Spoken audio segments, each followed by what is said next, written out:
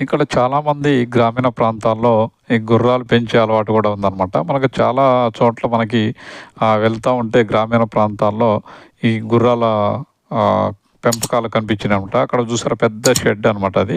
చూసారా ఎన్ని గుర్రాలున్నాయో. ఇట్లా చాలా చోట్ల మనకి గుర్రాలైతే కనిపించినాయన్నమాట. అంటే గుర్రాలు పెంచే హాబిటు చాలామంది రైతుల్లో కూడా ఉన్నట్టు మనకు కనిపించిందనమాట. అక్కడ మనకి రైతులు లేరు. లేకపోతే మనం షెడ్‌లో లోపల కూడా వెళ్ళి చూద్దాం అనుకున్నాం. అక్కడైతే ఎవరు లేరు. అవి మామూలుగా వాటికి చూసారా ఏ గుర్రానికి ఆ గుర్రానికి ఒక లైను వాళ్ళు ఫినిషింగ్ లెక్క వైర్ కట్టేసి దాంట్లో వదిలిపెట్టారనమాట. మేతకు వదిలిపెట్టారు. చూసారా ఎన్ని గుర్రాలున్నాయో? చాలా గుర్రాలున్నాయనమాట.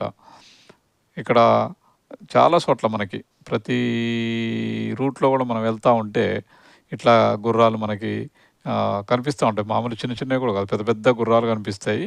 మరి అవి ఏంటికి ఉపయోగిస్తారా? రెంట్‌కి ఇస్తారా? మరి దేనికి ఇస్తారా అన్నది తెలవదు గానీ, ఎక్కువ మంది రైతులు ఈ గుర్రాలు కూడా పెంపకంలో ఉన్నారనమాట చాలామంది. చాలామంది మనకి ఈ గుర్రాల పెంపకం అవి చూడు ఎట్లా ఉన్నాయో. కలర్ కలర్ గుర్రాలు. తర్వాత అవి మనల్ని చూసి విచిత్రంగా చూస్తున్నాయన్నమాట. వాటి కళ్ళకి గంతలు కట్టారు. మరి లేకపోతే అయి వెళ్ళిపోతాయి. ఇక్కడ కూడా ఒక షెడ్ కనిపించింది మనకి. ఇది కూడా ఆల్రెడీ ఆ గుర్రాల పెంచే షెడ్డే అనమాట ఇది కూడా. కనిపించింది కదా షెడ్. చూసారుగా ఎన్ని గుర్రాలున్నాయో. అట్లా మనకి పోతా ఉంటే మనకి ప్రతి విలేజ్‌లో చాలామంది రైతులు ఈ గుర్రాలైతే పెంచటం వాళ్ళ హాబీ అనుకుంటా చాలామంది మనకు కనిపించినాయన్నమాట.